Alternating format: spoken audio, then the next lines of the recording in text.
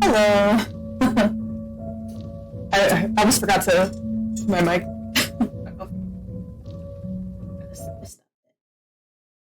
Let's stop that. I downloaded this game for my Halloween stream, but I never played it, so I'm gonna go ahead and play it now. So I heard it was a good kind of spooky game to play, but I have no idea what it's about, anything like that.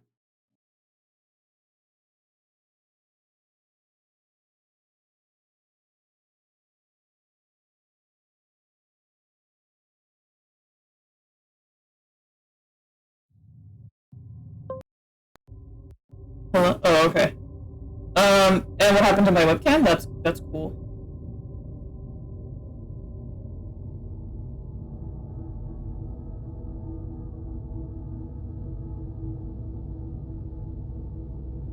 Okay, there we go.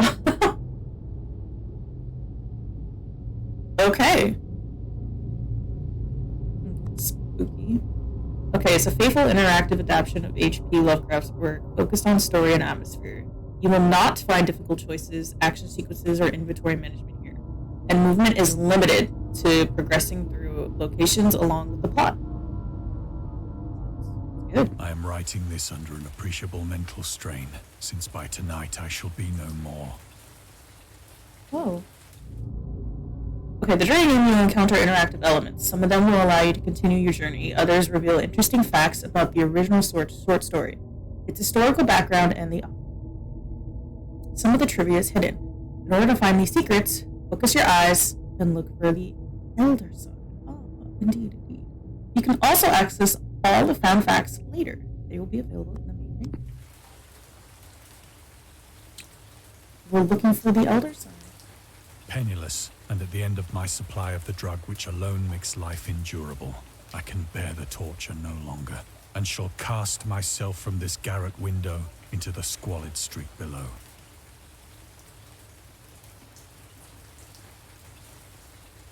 Okay.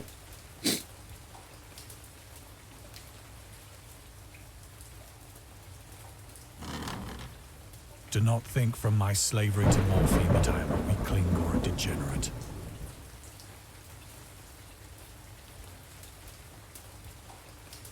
Focusing. When you have read these hastily scrawled pages, you may guess, though never fully realize, why it is that I must have forgetfulness or death.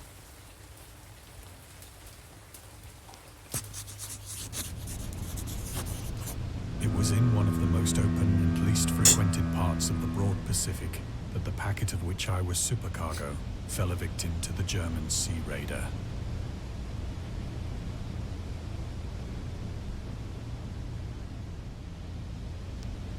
Oh, okay.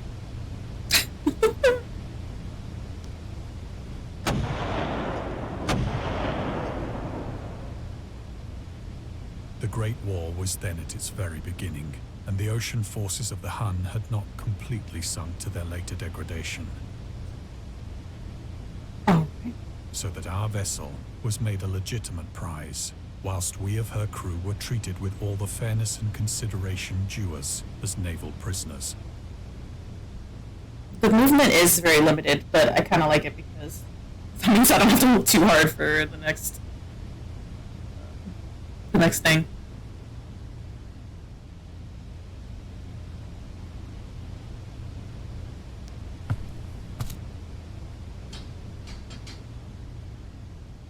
So liberal, indeed, was the discipline of our captors, that 5 days after we were taken, I managed to escape alone in a small boat with water and provisions for a good length of time.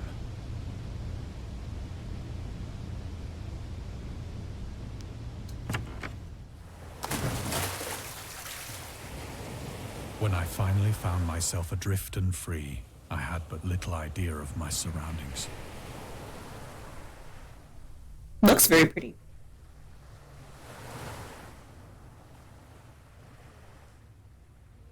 Never a competent navigator, I could only guess vaguely by the sun and stars that I was somewhat south of the equator. Of the longitude, I knew nothing, and no island or coastline was in sight. Alright, somewhere south of the equator.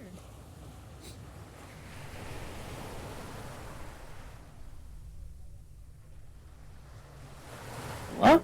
Ah. The weather kept fair, and for uncounted days I drifted aimlessly beneath the scorching sun, waiting either for some passing ship or to be cast on the shores of some habitable land. What was that? I heard like a little monkey shriek or something. But neither ship nor land appeared, and I began to despair in my solitude upon the heaving vastness of unbroken blue. Damn. The change happened whilst I slept. Its details I shall never know, for my slumber, though troubled and dream-infested, was continuous. Huh? What is this? What's happening? When at last I awoke, it was to discover myself half sucked into a slimy expanse of hellish black mire, which extended about me in monotonous undulations as far as I could see. Yeah, ditto, man. What the fuck? He must be dying. Is that a Kraken? Bruh. And in which my boat lay grounded some distance away. Grounded? Like, where are we? One might well imagine that my first sensation would be of wonder at so prodigious and unexpected a transformation of scenery. I was in reality more horrified than astonished. I'd imagine so, indeed. For there was in the air, and in the rotting soil, a sinister quality which chilled me to the very core. The region was putrid with the carcasses of decaying fish, and of other, less describable things which I saw protruding from the nasty mud of the unending plain. Perhaps I should not hope to convey in mere words the unutterable hideousness that can dwell in absolute silence and barren immensity. There was nothing within hearing, and nothing in sight, save a vast reach of black slime. Yet the very completeness of the stillness and the homogeneity of the landscape oppressed me with a nauseating fear. The sun was blazing down from a sky which seemed to me almost black in its cloudless cruelty, as though reflecting the inky marsh beneath my feet. Oh, a question. Oh, a fact. The origins of Dagon. Dagon seems to be inspired by Fishhead, a short novel by Irvin S. Cobb about unnatural affinities between a hybrid idiot and the strange fish of the ice and an isolated lake. Supernatural horror and literature, H.P. Lovecraft. And Lovecraft's dream about a strange island emerging from the ocean and him crawling in the ooze that covered its surface. I dream that the whole hideous crawl and can yet feel the ooze sucking me down. Defense of Dagon. Lovecraft's interest in the topic stemmed from his aversion to fish and sea smells, in his own words. I've hated fish and feared the sea and everything connected with it since I was 2 years old. but I cannot recall what earlier experience gave me such a profound and lasting aversion to the sea and seafood. Okay, yeah, how are you a 2-year-old and you already hate the sea? Oh, hey, Blue, thanks for the lurk. Appreciate you. What's up, Cujo? Okay. That's gross. Isopod. Octopus. Okay. I don't like those noises. That's what I don't like. As I crawled into the stranded boat, I realized that only one theory could explain my position. Through some unprecedented volcanic upheaval, a portion of the ocean floor must have been thrown to the surface, exposing regions for which innumerable millions of years had lain hidden under unfathomable watery depths. Am I Dick? I'm not Dick. Does it sound like I'm Dick? So great was the extent of the new land which had risen beneath me that I could not detect the faintest noise of the surging ocean, straining my ears as I might. Nor were there any seafowl to prey upon the dead things.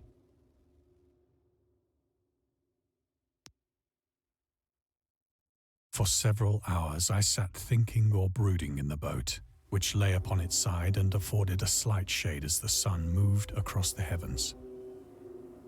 It sounds like I'm sick. Oh, I hope it's not like my audio or anything. Does it sound super bad? As the day progressed, the ground lost some of its stickiness and seemed likely to dry sufficiently for traveling purposes in a short time.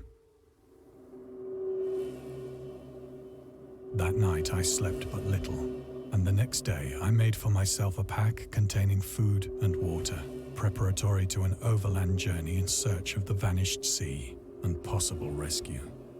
It's fucked up like I struck it with a stick. Okay. I'm gonna go listen to it.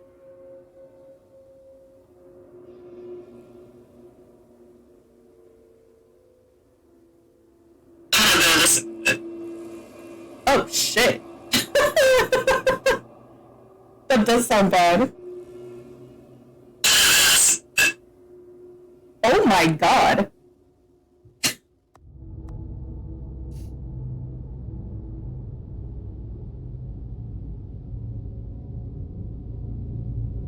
What?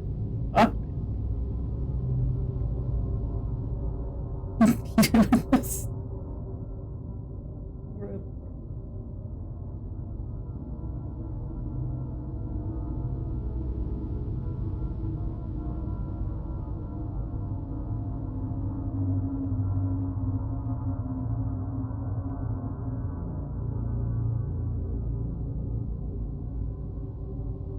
I was like messing with it a little bit.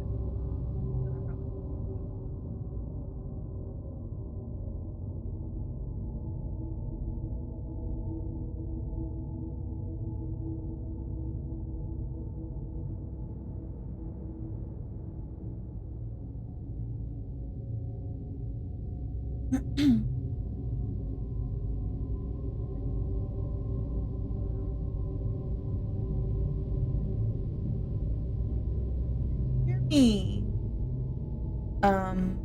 Is that better? Pooja?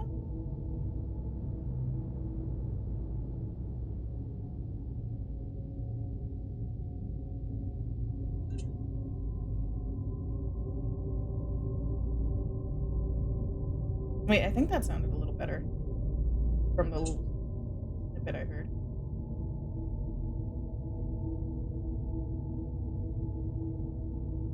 Wait, I think that sounded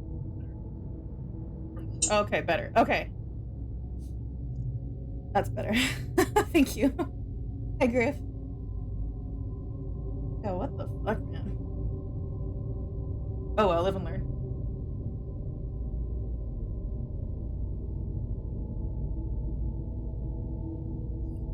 Okay.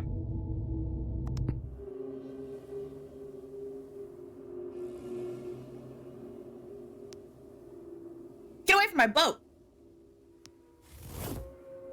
On the third morning, I found the soil dry enough to walk upon with ease. Oh, good. The odor of the fish was maddening, but I was too much concerned with graver things to mind so slight an evil, and set out boldly for an unknown goal. Okay. Let's go. Vamonos. All day I forged steadily westward, guided by a faraway hummock which rose higher than any other elevation on the rolling desert.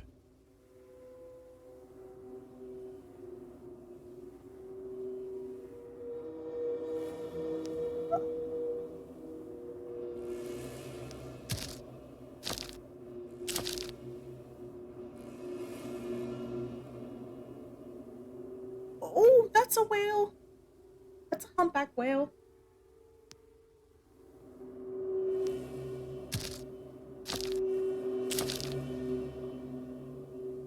That night, I encamped, and on the following day still travelled toward the hummock, though that object seemed scarcely nearer than when I had first espied it. Espied it. I don't know what this is. You know what? Here's what I think happened. He died in the middle of the ocean, and well, he's in the process of dying. Yes, and he's hallucinating.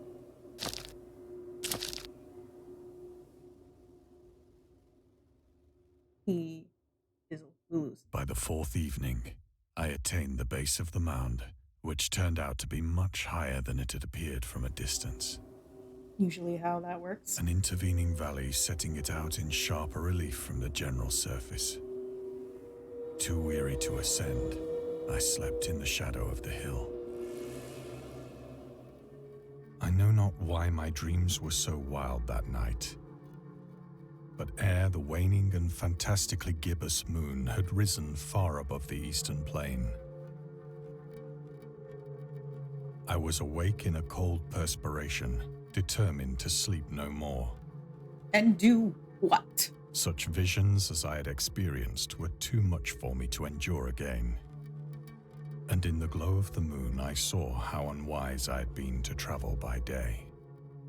Without the glare of the parching sun, my journey would have cost me less energy. Indeed, I now felt quite able to perform the ascent which had deterred me at sunset. Picking up my pack, I started for the crest of the eminence. Crest of the eminence! I have said that the unbroken monotony of the rolling plain was a source of vague horror to me. But I think my horror was greater when I gained the summit of the mound and looked down the other side into an immeasurable pit or canyon, whose black recesses the moon had not yet soared high enough to illumine. I felt myself on the edge of the world, peering over the rim into a fathomless chaos of eternal night. Through my terror ran curious reminiscences of Paradise Lost, and of Satan's hideous climb through the unfashioned realms of darkness. As the moon climbed higher in the sky, I began to see that the slopes of the valley were not quite so perpendicular as I had imagined. Okay, what is this man on about, bro? Ledges and outcroppings of rock afforded fairly easy footholds for a descent, whilst after a drop of only a few hundred feet, the declivity became very gradual.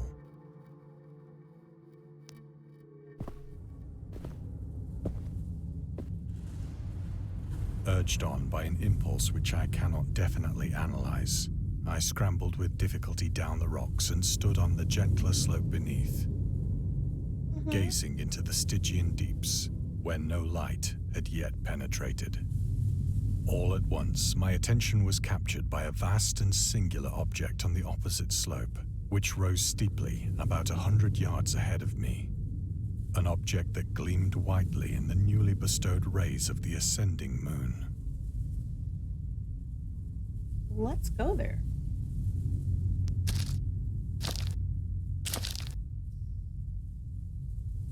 That it was merely a gigantic piece of stone, I soon assured myself. but I was conscious of a distinct impression that its contour and position were not altogether the work of nature. A closer scrutiny filled me with sensations I cannot express. For despite its enormous magnitude and its position in an abyss which had yawned at the bottom of the sea since the world was young, I perceived beyond a doubt that the strange object was a well-shaped monolith. Monolith! Whose massive bulk had known the workmanship and perhaps the worship of living and thinking creatures.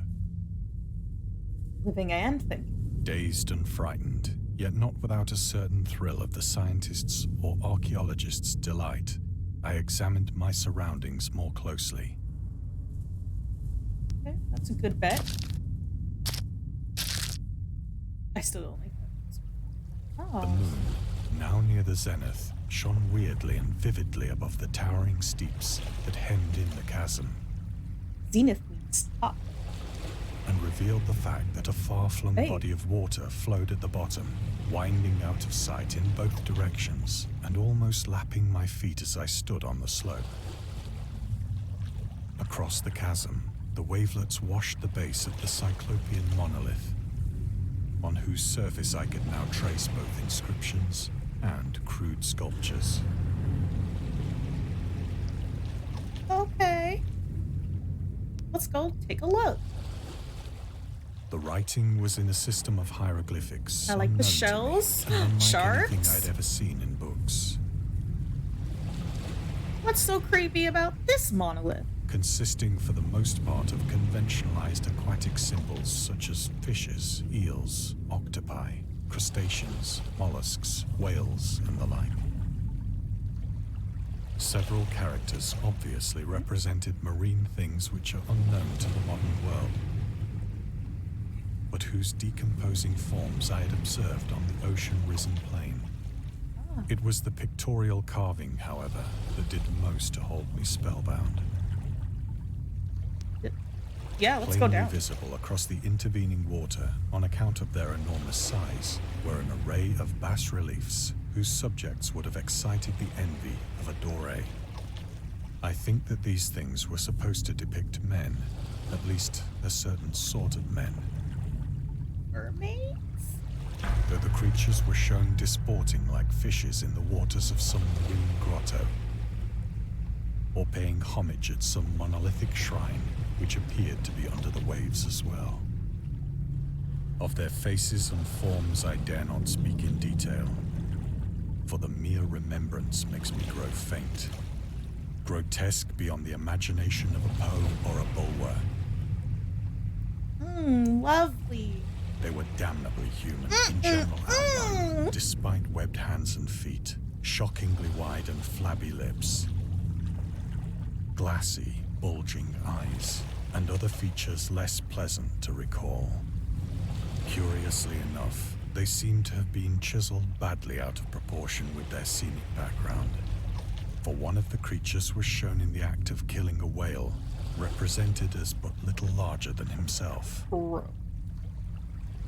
I remarked, as I say, their grotesqueness and strange size, but in a moment decided that they were merely the imaginary gods of some primitive fishing or seafaring tribe.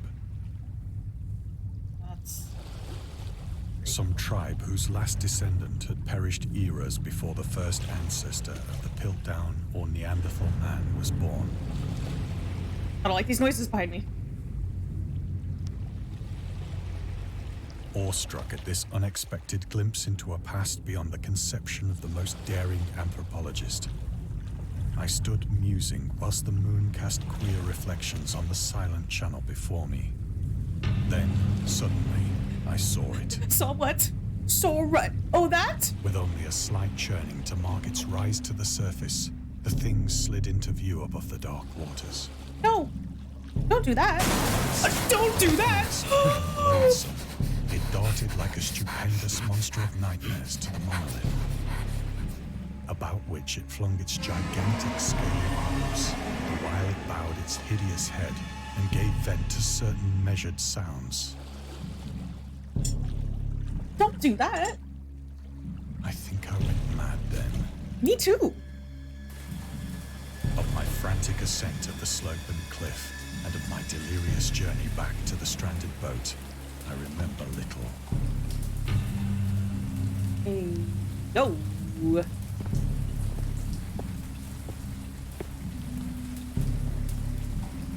Okay. I believe I sang a great deal and laughed oddly when I was unable to sing.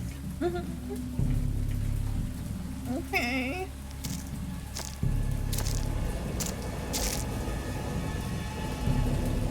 I have indistinct recollections of a great storm sometime after I reached the boat. Okay. At any rate, I know that I heard pearls of thunder and other tones which nature utters only in her wildest moods.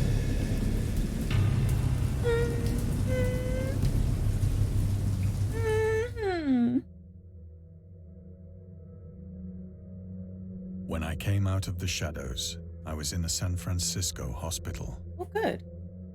Brought thither by the captain of the American ship which had picked up my boat in mid-ocean. Okay, he was hallucinating. In my delirium, I had said much, but found that my words had been given scant attention. Of any land upheaval in the Pacific, my rescuers knew nothing. Nor did I deem it necessary to insist upon a thing which I knew they could not believe. Okay, Lovecraft was a prominent figure in the world of amateur journalism. In 1915, he started publishing his own journal called The Conservative, which included political and social commentary, poetry, short stories, and literary criticism written by him and other authors. Howard was a skilled wordsmith, but he also took criticism of art, which resulted in his decision to step away from writing poetry and concentrate on weird fiction again. For the first time since his teenage years, Dagon, published in 1919, is one of the short stories written during the period. Okay, I kind of want to read this, bro. What the heck? In this example expert from The Conservative, the master of horror fiction explains his attitude towards warfare and the idea of romance. Why any sane human being can believe in the possibility of universal peace is more than the conservative can fathom. Should the entire civilized world agree simultaneously to disarm, one or more nations would undoubtedly retain secret armaments, and at the proper time take advantage of their more altruistic and less astute contemporaries in a wild career of conquest against unarmed victims. No country is or ever can be above warfare until the basic impulses of the human animal shall have miraculously changed. Okay.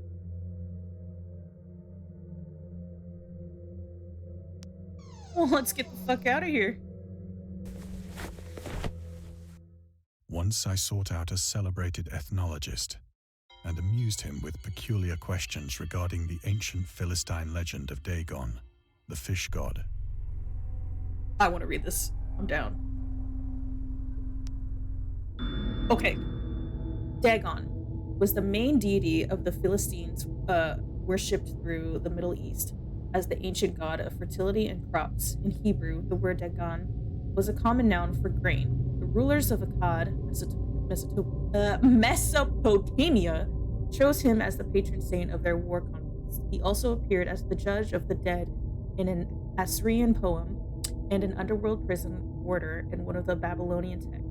He's often mistakenly taken for a fish god due to the wrong interpretation of his name. As in Hebrew, the word dag means fish. In H.P. Lovecraft's work, Dagon is an underwater deity ruling over the deep ones, a humanoid race with fish traits that resides in the oceans. He is worshipped by a secret cult called the Esoteric Order of Dagon.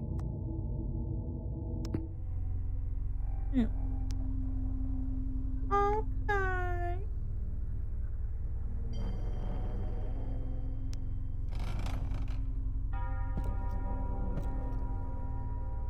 But soon perceiving that he was hopelessly conventional, I did not press my inquiries.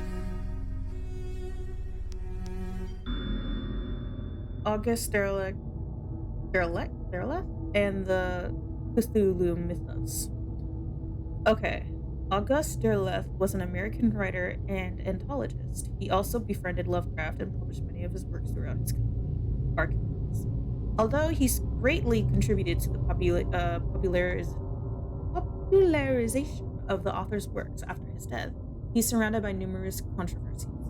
One of the most questionable decisions involved introducing the good versus evil doctrine to the Cthulhu mythos, which contrasted with Lovecraft's view of the world and his approach to cosmic horror. As a result, the author's works are often misunderstood and misrepresented in today's culture. It is also worth noting that Lovecraft was never really interested in creating a mythology, and the term Cthulhu mythos was coined by Derleth after the author left the mortal plane.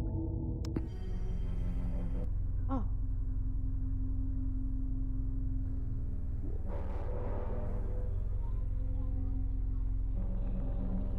Okay, back here. Oh, a clock. Look that. Look to see. Look to see it.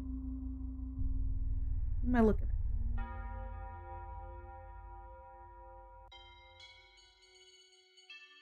Nothing over here?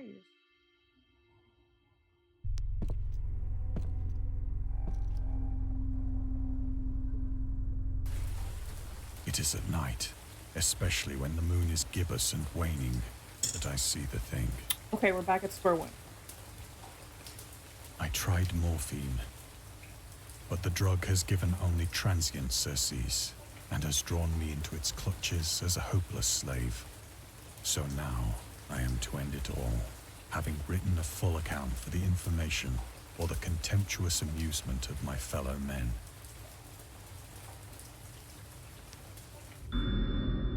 Lovecraft on tobacco and alcohol.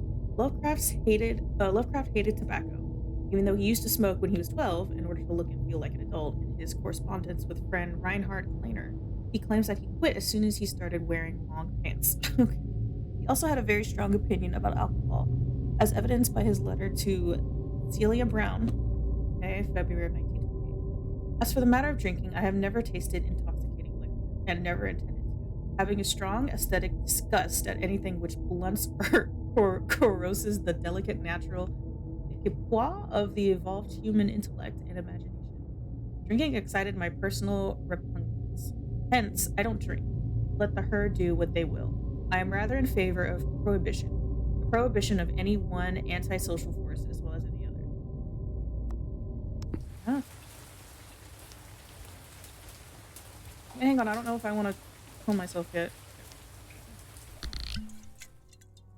Often, I ask myself if it could not all have been a pure phantasm. A mere freak of fever as I lay sun-stricken and raving in the open boat after my escape from the German man-of-war. This I ask myself, but ever does there come before me a hideously vivid vision in reply. I cannot think of the deep sea without shuddering at the nameless things that may at this very moment be crawling and floundering on its slimy bed, worshipping their ancient stone idols and carving their own detestable likenesses on submarine obelisks of water-soaked granite. I dream of a day when they may rise above the billows to drag down into their reeking talons the remnants of puny, war-exhausted mankind. Of a day when the land shall sink and the dark ocean shall ascend amidst universal pandemonium.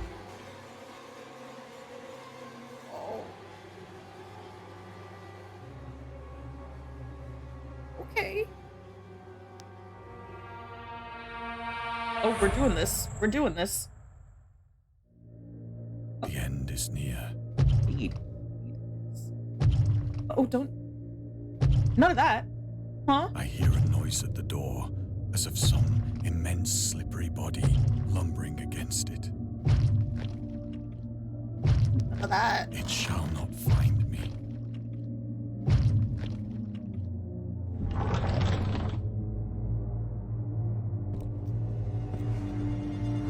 God, that hand!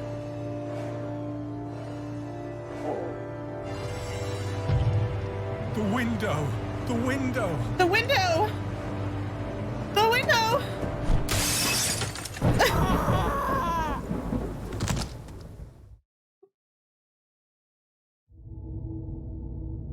Oh!